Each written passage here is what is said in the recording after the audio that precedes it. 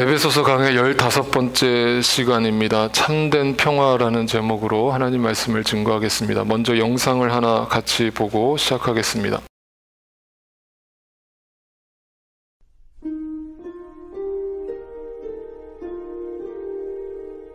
Hey Mike, can I talk to you? You bet, Logan. What's up? I want to tell you something that God just told me. Okay. Last night my dad was roping this calf. And this calf had been born from a really old cow. She didn't have really the greatest milk. She didn't have like the vitamin C and stuff. Okay. Hold on. Mom? So cute, I guess his mom's talking to him. I'm talking right now. I'll be up in a second. But sorry about that. But anyway, she broke her back. And this morning I went out and put her down myself. I was talking to God. I was asking God why she was special. And God said, you know, Logan, but my son was special, but he died for a purpose. It's kind of the same thing. That calf was close to me, and God's son was close to him. Logan, you're so right. It's true. Think you're gonna be okay? Yeah, I'll be fine. But I wanted to tell you guys that is so important. Just remember, when you lose a loved one or a pet, always remember that God gave His Son too, and He understands. He will always understand. He will always just run to Him.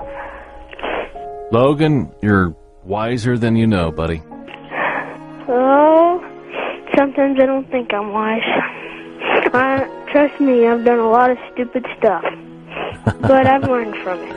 Yeah, but see, buddy, that's what makes you wise. Somebody that learns from their mistakes. Oh, I just figured I'd better call and share with you guys. Love you. Love you too. Bye. Bye-bye.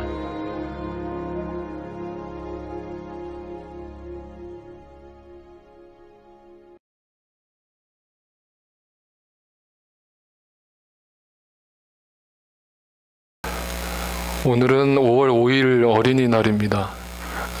5월 5일 어린이날은 그냥 아이들한테 선물 꾸러미를 안겨주고 아이들한테 큰 저녁 한번 쏘는 날이 아닙니다.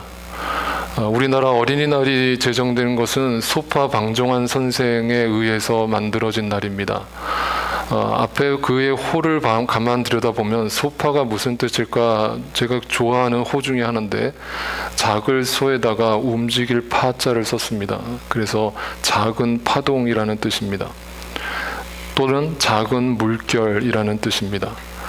방정환 선생은 어린이들을 소중하게 생각했습니다. 그리고 그의 저서에서 이렇게 어린이들을 설명한 바가 있습니다. 어른이 어린이를 내리누르지 말자. 30년, 40년 뒤진 옛사람이 30년, 40년 앞사람을 잡아 끌지 말자. 낡은 사람은 새 사람을 위하고 떠받쳐야만 그들의 뒤를 따라서만 밝은 데로 나아갈 수 있고 새로워질 수 있고 무덤을 피할 수 있는 것이다.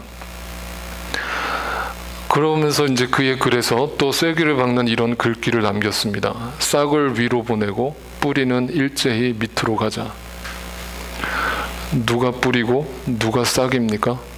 네, 어린 생명들이 싹이고 이미 나이가 들으신 어르신들은 뿌리입니다. 뿌리는 보이지 않게 밑으로 가야 되고 어린 생명들은 위로 드러나야 합니다. 그럴 때 그 생명의 가치가 같이 있어지는 겁니다. 제가 왜 설교 초반에 이 이야기를 들려드리는가 하면 어린이에 대한 소중함을 깨우치고자 함이 아닙니다. 저는 아이들도 저도 키우지만 어린이를 가만 보면 천사의 모습이 이 어린아이들의 모습과 참 닮았겠다라는 생각을 종종 할 때가 있습니다. 예수님도 그걸 아셨던 것 같습니다. 그래서 예수님은 어린아이가 자기에게 온 것을 막지 않으셨습니다. 그리고 우리한테 아까 제가 보여드렸던 그 말씀처럼 너희도 저 어린아이와 같이 되지 않으면 하늘나라에 결단코 들어갈 수 없다라고 말씀하셨습니다. 그 어린 아이들이 누리고 있는 그 평안, 그 기쁨, 그 즐거움, 그 행복, 그 삶의 깊은 지혜, 인간의 어른들이 며칠을 머리를 싸매고 고민해도 풀 수 없는 문제들을 어린아이들은 쉽게 풀고 넘어갑니다. 그 순수함, 인생을 덜 살았기 때문에 그렇게 사는 것일까요? 그렇지 않습니다. 저는 어린아이들한테서 참 많은 걸 배웁니다. 그런데 우리 어른들은 점점 나이가 들어가면서 그 어린아이의 순수한 마음들을 점점 잃어버리고 영악해지고 약삭빠라지고 지혜로운 것처럼 보이지만 잔머리를 굴리면서 이 땅의 나름대로 경쟁시대 속에서 살아남으려고 발버둥을 칩니다. 그러다 보니까 때로는 누군가를 미워하면 안 된다는 것도 알면서도 누군가를 자연스럽게 미워하게 되고, 누군가를 원수지며 살면 안 된다는 걸 알면서도 누군가 철천지 원수로 삶을 살아가는 사람들도 있습니다. 그렇다면 이 땅의 어른들이 만들어 놓은 세상은 과연 어떤 세상일까? 성경의 기준으로 신약시대의 예루살렘 성전을 통해서 한번 말씀을 드려볼까 합니다. 어른들이 만들어 놓은 세상입니다. 지난주 제가 여러분 이방인에 대해서 말씀을 드렸습니다. 이방인들은 당시 유대인들한테 개 취급을 당했습니다. 이방인들은 철저하게 예루살렘 성전에 들어가서 하나님께 예배를 드릴 수 없었습니다. 그들은 하나님을 모시고 싶었고 하나님을 만나고 싶었고 하나님께 예배드리고 싶었지만 유대인들은 철저하게 그들을 무시했습니다. 여러분 중앙에 보이시는 여기 정중앙에 있는 이 가장 높은 건물이 바로 지성소 Holy of Holies, 가장 거룩한 장소, 하나님의 말씀이 임재하는 장소, 그래서 대제사장만 들어갈 수 있는 특별한 구역이었습니다. 그리고 그 바로 밑에 보는 또 하나의 공간이 벽 사이로 마련되어 있는데 그 공간은 이방인 여인들의 뜰이라고 그래가지고 유대인의 여자들만 들어갈 수 있는 공간이었습니다. 다시 말하면 유대인들의 여자는 거기까지 들어갈 수는 있지만 성소 안으로는 여자들은 못 들어갔습니다. 남자들만 들어갔습니다. 그리고 이방인들은 어디까지 출입을 가능했냐면 바로 양옆에 넓은 마당으로 펼쳐져 있는 그곳이 지난주 제가 설명드렸던 이방인의 뜰입니다. 그 이방인들은 그곳에서 성전에 출입하는 사람들에게 재물을 파는 장사를 했습니다.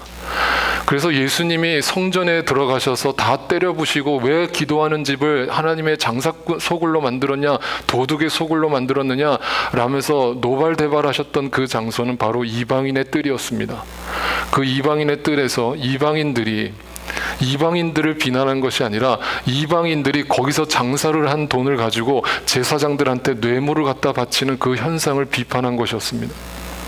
한마디로 당시 성전, 어른들이 만들어 놓은 가장 거룩한 장소라고 불려졌던 성전은 편가르기와 증오와 비판과 비난과 온갖 속임수와 온갖 권모술수와 온갖 권위와 인간이 만들어 놓은 욕망의 소굴이었습니다. 그곳에서 하나님이 그들의 제사를 받았을 리 없습니다. 확고하게 말씀드립니다. 하나님은 그곳에 계시지 않았습니다. 여러분께 좀 더 자세히 설명을 드리기 위해서 이방인의 뜰을 한번 자세히 한번 들여다보겠습니다. 여기가 바로 지성소 정면으로 바라본 모습입니다. 여러분이 지금 실제로 그 안에 있다고 생각해 보시고 뒤를 돌아보면 여기가 바로 제사장들이 제물을 잡는 곳이고, 뒤를 돌면 작은 문이 등장하는데 그 문이 성전으로 출입하는 출입구입니다. 그리고 여기가 여인들의 뜰입니다. 유대의 여자들만 들어올 수 있었던 공간입니다. 그리고 옆에 동쪽 문으로 나가면 이방인의 뜰로 나가게 되는데, 이방인의 뜰에 경계선이 쳐져 있는 것이 보이십니까? 네, 그게 제가 지난주 말씀드렸던 이방인들이 절대로 들어오면 안 되는 경계선, 이방인들이 절대로 넘을 수 없는 담이었습니다. 제가 지난주 말씀드린 것처럼 그 담은 절대로 인간이 뛰어넘을 수 없는 높은 담벼락이 아니었습니다. 불과 1.5m밖에 되지 않는 얕은 담벼락이었습니다. 그런데도 그 얕은 담벼락 하나를 누군가 넘으려고 시도했다가는 그 자리에서 돌 맞아 죽는 겁니다. 이렇게 하나님의 성전 안에서 철저하게 유대인들은 이방인들을 사람 취급을 하지 않았습니다. 이것이 어른들이 만들어 놓은 세상입니다. 제가 지난주 그렇게 말씀드렸습니다. 과연 이런 모습들이 2000년 전에만 있었던 이야기라고 그랬습니까? 오늘날은 다 사라지고 이 문명사회에 더 이상 무식한 사람들이 없고 못 배운 사람들이 없는 이 시대에는 더 이상 이런 몰지각한 일들이 일어나지 않는 그런 시대에 우리는 살고 있습니까? 전혀 그렇지 않다고 말씀드렸습니다. 그것이 바로 인간의 죄성, 인간이 절단코 스스로는 극복할 수 없는 인간의 이기심, 욕망, 정욕, 그 열매입니다. 그런 의미에서 평화를 이야기한다는 것은 얼토당토하는 이야기입니다. 인간이 평화를 아무리 주장해 본들, 어떤 전쟁이 일어나서 또 평화협정을 맺고 지금 북한과 미국이 평화협정을 시도하고 온갖 나라들이 평화를 맺기 위해서 발버둥을 치지만 인류의 역사 동안 단 한 번도 그 평화가 온전하게 이루어졌던 적이 없었습니다. 단 한 번도 없었습니다. 그래서 우리는 역사를 통해 배웁니다. 앞으로도 그럴 겁니다. 앞으로도 인간은 철저하게 평화를 얻으려고 노력할 수는 있지만, 노력하는 모습은 보여주겠지만 절단코 영원한 평화는 이 땅에 오지 않을 겁니다. 그래서 오늘 본문은 우리에게 이렇게 증언합니다. 14절 15절을 우리 같이 한번 읽어봅니다. 시작. 그리스도는 우리의 평화이십니다. 그리스도께서는 유대 사람과 이방 사람이 양쪽으로 갈라져 있는 것을 하나로 만드신 분이십니다. 그분은 유대 사람과 이방 사람 사이를 가르는 담을 자기 몸으로 허무셔서 원수된 것을 없애시고 여러 가지 조문으로 된 계명의 율법을 폐하셨습니다. 유대 사람과 이방 사람으로 갈라져 있던 것을 하나로 만드신 분이 누구라고요? 그리스도시라고요. 다시 말하면 자기 욕망과 이기심에 사로잡혀 있는 죄의 열매로밖에 살아갈 수 없는 우리 어른들을 다시 어린 아이의 순수한 마음으로 되돌려 놓으신 분이 누구라고요? 그리스도라고요. 그분이 우리의 영혼을 깨끗이 씻으셨고 우리의 더럽혀진 몸과 마음을 정화시키셨다고요. 그래서 그분만 평화를 이야기할 수 있고 그분 안에서만 용서가 가능하고 그분 안에서만 진정한 화해가 가능한 겁니다. 그런데 여기서 중요한 것은 뭐라고 되어 있냐면 유대 사람과 이방 사람 사이를 가르는 담을 자기 몸으로 허무셨답니다. 인간에게 시킨 것이 아니라 자기 몸으로 그걸 허무셨답니다. 다시 말하면 예수 그리스도가 십자가에 죽으셨다는 뜻입니다. 예수 그리스도가 우리의 모든 허물을 대신 지시고 십자가에 죽으셔야만 이 담은 무너진다는 겁니다. 다시 말하면 여러분의 삶에 그 담이 무너지지 않은 이유는 또한 예수 그리스도가 여러분 안에서 죽지 않았기 때문입니다. 여러분이 예수 그리스도의 죽으심을 온전히 믿지 못하기 때문입니다. 그래서 여러분 마음에 여전히 담이 존재합니다. 사람에게, 이 세상에게, 나에게 높은 담을 쌓아놓고 고립되고 외로워하고 절망하고 누군가를 미워하고 그렇게 살아가는 이유가 다 거기에 귀결됩니다. 또 하나 이렇게 이야기합니다. 원수된 것을 없애시고, 그 원수라는 것은 근본적으로 인간이 해결할 수 없는 존재를 뜻합니다. 다시 말하면 사탄으로 인해서 만들어진 우리 영혼의 갈급함을 뜻합니다. 그것을 오직 예수 그리스도의 사랑으로 그 원수된 것을 없애셨다. 그것이 그리스도의 평화다. 마지막으로 여러 가지 조문으로 된 계명의 율법을 폐하셨다. 율법을 폐하셨다는 말을 오해하지 마십시오. 성경에는 분명히 율법이 없어져야 되겠다는 말씀을 예수님은 하신 적이 없습니다. 예수님은 율법을 완성하러 오셨다고 그랬습니다. 그러면 여기서 율법을 폐한다는 건 뭡니까? 그 율법으로는 결단코 주님의 평화에 이를 수 없다는 뜻입니다. 여러분이 아무리 노력하셔봐야, 아무리 윤리도덕적으로 깨끗하게 살아보셔야 여러분은 근본적으로 그리스도의 평화를 알 수도 없고 누릴 수도 없다는 뜻입니다.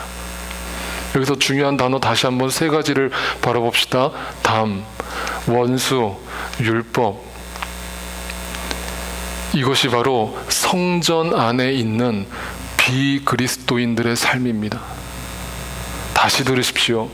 성전 안에 있는 비그리스도인들의 삶의 열매는 담을 쌓고 원수를 맺고 율법주의로 살아가는 삶, 그것이 바로 그리스도의 평화에 이를 수 없는 존재들의 뜻입니다. 그런데 여러분한테 희망을 드리겠습니다.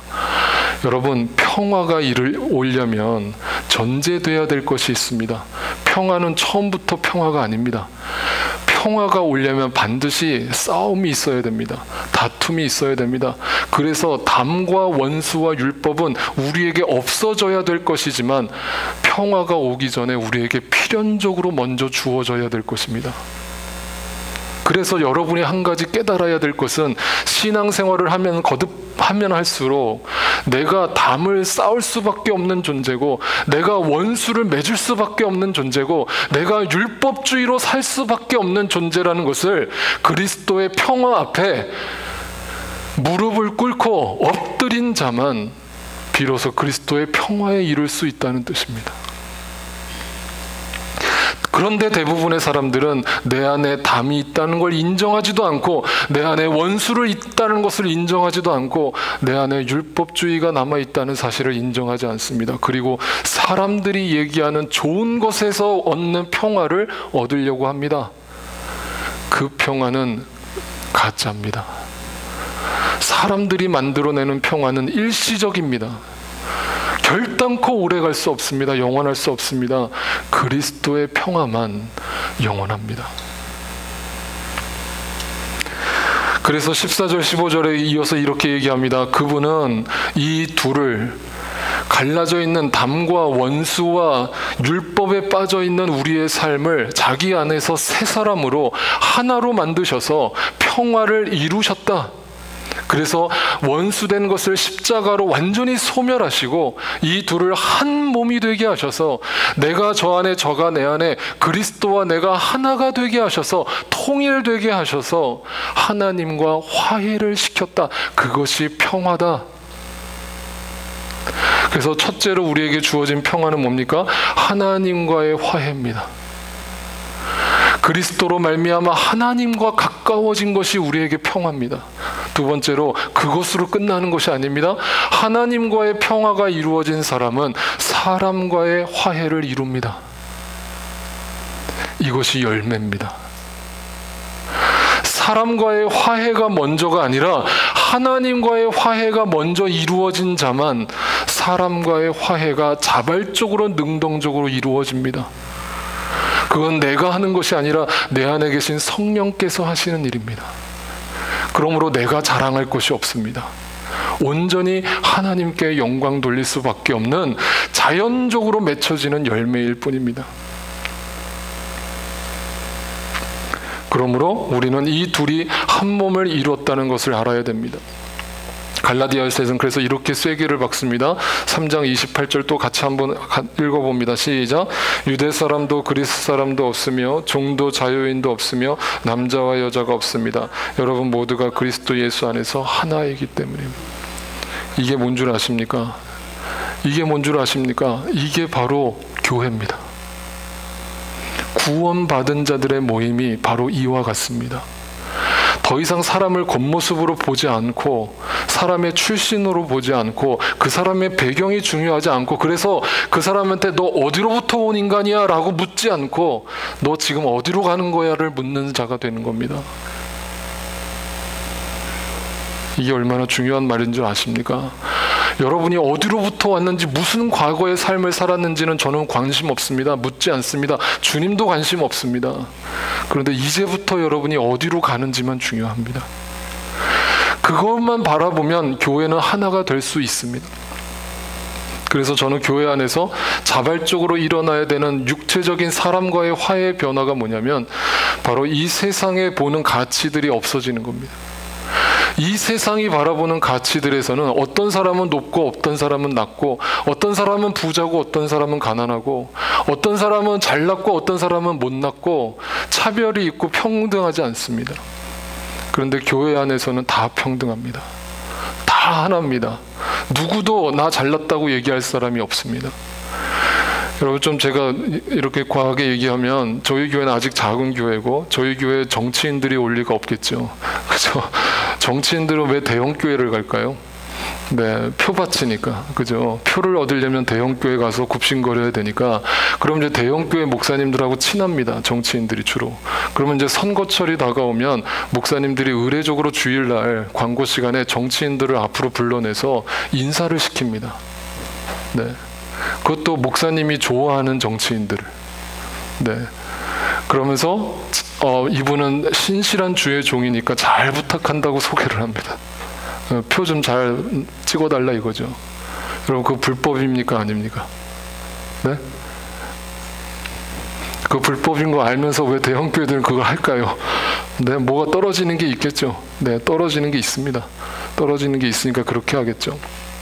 제가 단연코 우리 교회가 크든 작든 분명히 말씀드리지만, 우리 교회 누가 잘났다고 여기 와서 자기 소개해달라고 할 사람이 있다면, 네, 제 이름을 걸고 단연코 이 강대상을 빼앗길 마음이 없습니다. 또는 작은 교회 목사님들이 주로 하시는 것들이 뭐냐면, 제가 이건 비판하려고 그러는 것이 아닙니다. 전에 있던 어떤 교회에서도 제가 그런 걸 종종 느꼈는데, 어떤 교회에 좀 유명한 분들이 오시면, 또 자녀들 중에 어떤 자녀들이 아이비리그에 다닌다든지 뭐 하버드 출신이라든지 이런 자녀들이 있으면 그걸 목사님이 굉장히 앞에서 자랑스럽게 막 소개를 합니다. 아, 뭐 대단한 분이 우리 교회에 오셨고 자녀들도 다 출세하셨고. 여러분, 제가 약속드립니다. 저는 결단코 그런 말 할 마음 없습니다. 네. 왜냐하면 주님 앞에서 여러분 다 똑같기 때문입니다. 다 동일합니다. 우리 교회에 홈리스가 와도 저는 우리 교회 어떤 정치인보다 똑같은 마음으로 그를 대할 것이고, 우리 교회 부자가 와도 홈리스를 대하듯 똑같은 마음으로 대할 겁니다. 그것이 주님의 마음입니다. 여러분도 그런 마음으로 교회가 하나 되게 하고 차별이 없고 평등한 교회가 주님의 교회라는 사실을 알고 사람과의 화해, 사람과의 평화를 우리 교회 안에서 실천하는 저희 함께하는 교회가 되기를 소원합니다. 그래서 우리의 삶은 반드시 눈에 보이지 않는 하나님과의 화해가 이루어지는 사람은 눈에 보이는 사람과의 화해를 이렇게 실천합니다. 경건이 무엇인가? 야고보서 1장 27절은 이렇게 증언합니다. 제가 제일 좋아하는 성경 구절 중에 한 구절입니다. 또 다 같이 한번 읽어봅니다. 시작. 하나님 아버지께서 보시기에 깨끗하고 흠이 없는 경건은 고난을 겪고 있는 고아들과 과부들을 돌보아주며 자기를 지켜서 새 속에 물들지 않게 하는 것입니다. 경건이 뭐라고요? 막 저 산속에 올라가서 금식기도 하는 것만이 경건이라고요? 네. 막 열심히 봉사하고 충성하는 사람만 경건한 자라고요. 하루도 빼놓지 않고 큐티를 하고 주의 말씀 기도 생활을 하는 사람만 경건한 거라고요. 성경은 분명히 뭐라고 얘기하냐면, 진짜 하나님 보시기에 경건한 자가 누구냐? 보이지 않는 곳에, 당시 고아와 과부들이라는 존재는 오늘날과 다릅니다. 오늘날은 그래도 오늘날도 여전히 불쌍한 사람들이라고 생각하지만 당시의 고아와 과부들은 사람 취급을 받지 못한 존재들입니다. 아무도 거들떠보지 않던 사람들입니다.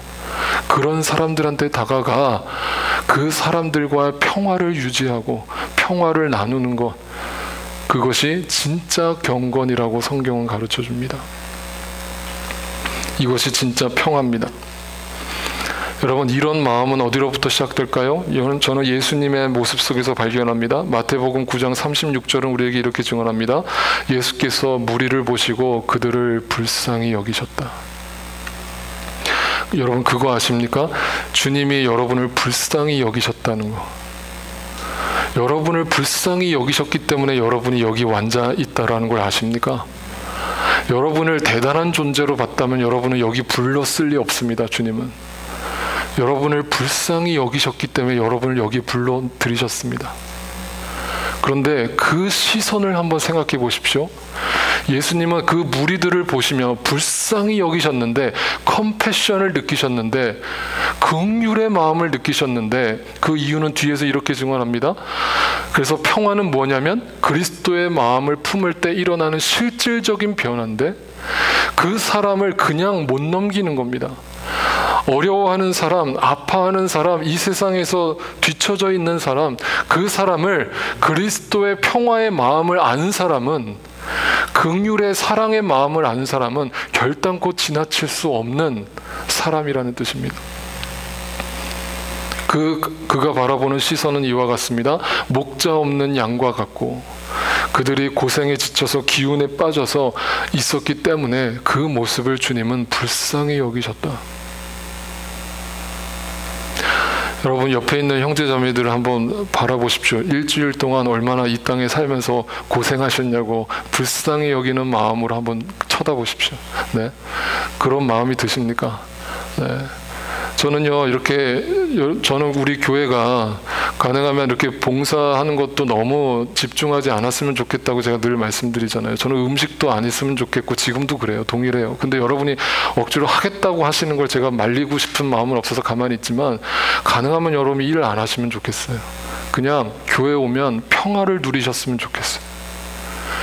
정말 쉬셨으면 좋겠어요. 마음도 몸도. 그래서 그리스도의 평화를 누리면서 그 평화를 가지고 또 남은 일주일을 열심히 사셨으면 좋겠어요.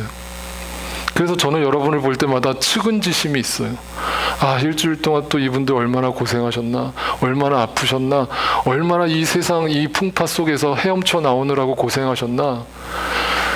이력편주와 같은 망망대에 떠있는 돛담배처럼 그 외로움을 어떻게 싸워내셨나. 여러분을 바라볼 때마다 저는 측은지심이 생깁니다. 그 이유는 다른 거 아닙니다. 제가 그런 마음이 있어서가 아니라, 제가 인격이 훌륭해서가 아니라, 저는 그리스도의 평화를 알았고, 저는 그 평화를 누리고 있고, 그리고 그러고 바라보니까 여러분들이 다 긍휼히 여겨지는 겁니다. 근데 저한테 어떤 사람들이, 저희 교회는 없지만 예전에 어떤 사람들이 모난 소리하고 저를 비판하고 비난하는 사람들도 있었습니다. 처음에는 인간적으로 화도 납니다. 억울합니다. 답답합니다. 가서 한 방 말해주고 싶습니다. 당신 그렇게 하면 잘못됐다고, 그렇게 하면 안 된다고 회개하라고 말해주고 싶습니다. 근데 제가 이 마음을 알고 나니까 그 사람이 너무 불쌍해 보입니다. 너무 불쌍해 보입니다. 오죽하면 저렇게 악에 받쳐서 살까? 어떻게 저 사람이 저렇게 독한 사람이 됐나? 도대체 어떤 환경이 저 사람을 저렇게 만들었나? 불쌍합니다. 측은지심, 긍휼의 마음, 다 그리스도의 평화를 누리는 자에게서 오는 것입니다. 그래서 저는 이 예수님의 말씀을 마지막으로 여러분과 함께 읽으면서 오늘 말씀을 마치려고 합니다. 예수님은 외로우셨습니다. 계속 제가 거듭 말씀드렸지만 예수님의 12제자마저 예수님을 배신했습니다. 예수님을 다 떠났습니다. 그래서 예수님은 이렇게 예언했습니다. 보아라, 너희가 나를 혼자 버려두고 제각기 자기 집으로 흩어져 갈 때가 올 것이다. 그때가 벌써 왔다. 나는 100% 인간으로 왔기 때문에 나도 외롭다, 이 말입니다. 나도 너희의 그 외로움과 아픔을 나도 안다. 누구한테 말 못할 너희의 사정을 나도 안다. 나도 외로워봤다. 나도 외롭게 십자가의 길을 걸었다. 아무도 나를 지지해주지 않았다. 나도 안다. 그런데 그 뒤에 와서 뭐라고 말씀하시는 걸 보십시오. 그런데 아버지께서 나와 함께 계시니 나는 혼자 있는 것이 아니다. 나는 너희들한테 철저하게 혼자가 됐지만 내 속에 나는 혼자가 있지 않다. 내 안에는 하나님 아버지가 계시다. 아버지와 나는 하나다. 그래서 그 다음 구절에 우리에게 이렇게 결론을 내렸습니다. 33절에 내가 그래서 너희에게 이렇게 말하는 것은 너희도 내 안에서 평화를 얻게 하려는 것이다. 너희도 바깥에서가 아니라, 저 담벼락 바깥에서가 아니라 오직 하나님 아버지 품 안에서 그 평화를 누리게 하려는 것이다. 너희는 세상에서 환난을 당할 것이다. 어려움을 당할 것이다. 눈물을 흘릴 것이다. 아플 것이다. 상처를 받을 것이다. 그러나 용기를 내어라. 내가 십자가의 죽음으로 그 평화를 이루었다. 그러므로 나는 세상을 이겼다. 너희의 힘으로는 세상을 이길 수 없지만 내 안에 있으면 너도 세상을 이길 수 있다.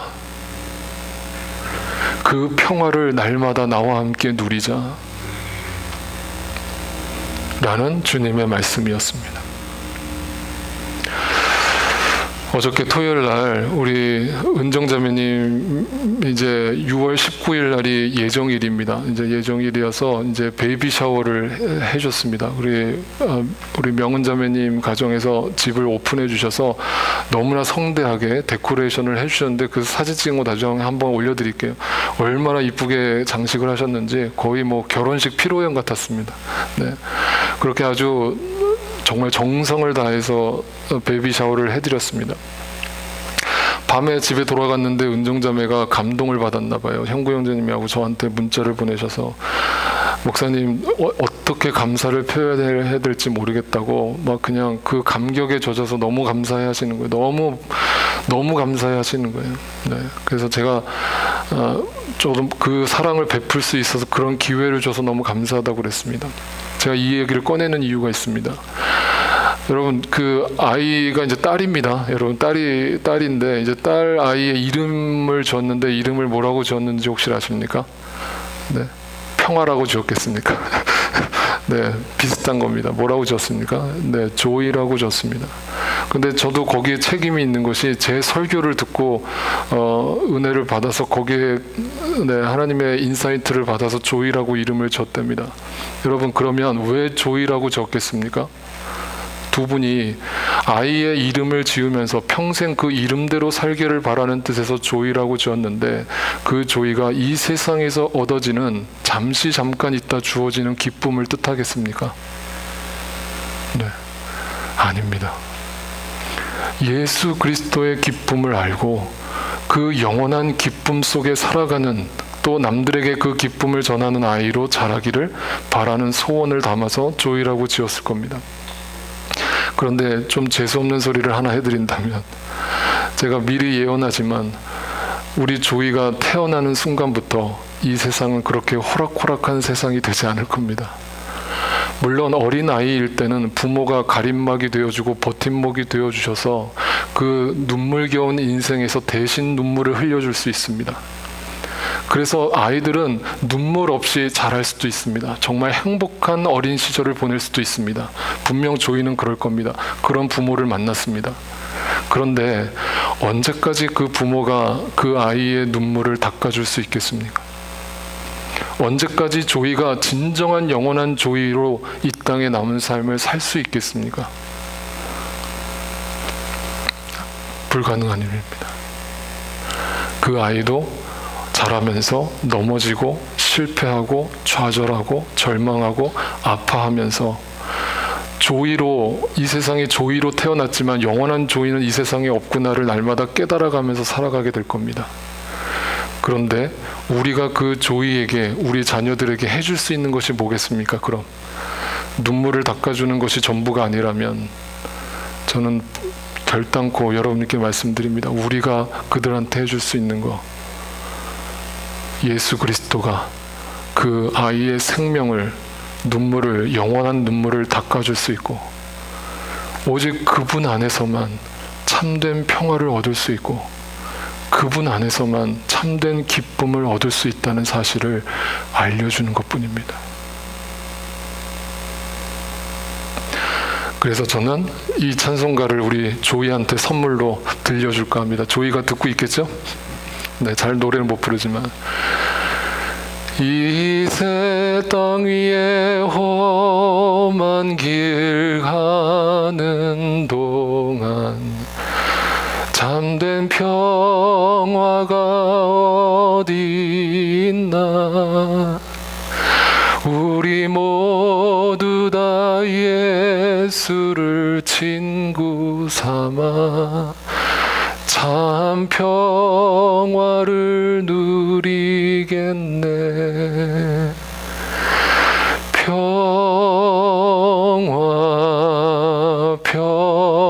평화로다 하늘 위에서 내려오네. 그 사랑의 물결이 영원토록 내 영혼을 덮으소서. 같이 찬양합시다. 평화 평화로다. 평화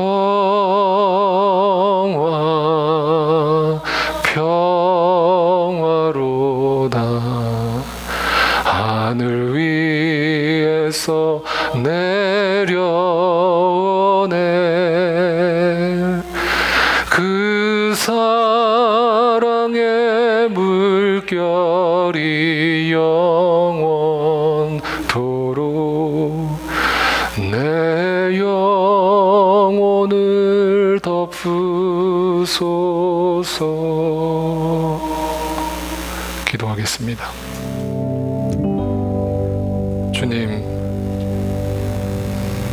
주님, 우리는 스스로는 평화를 누릴 수 없는 존재들임을 인정합니다.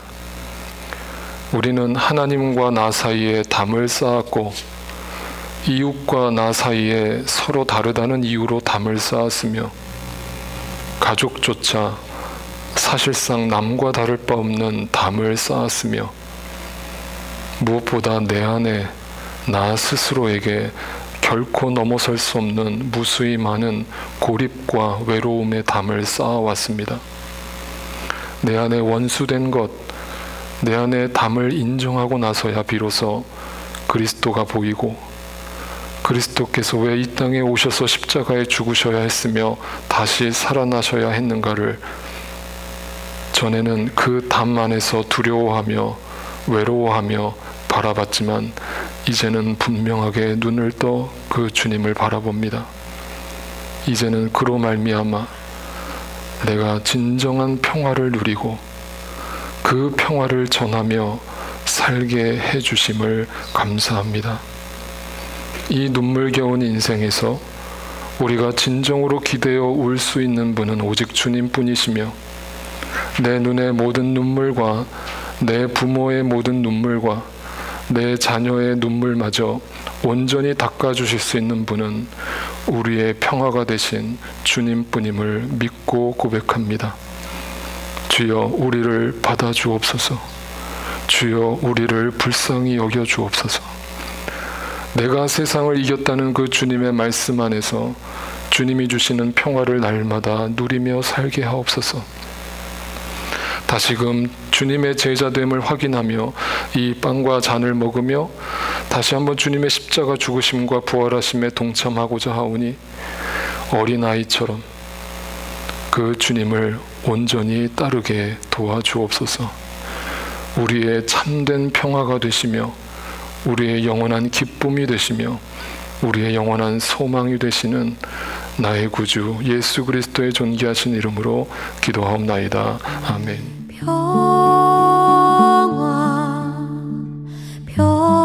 평화로다. 하늘 위에서 내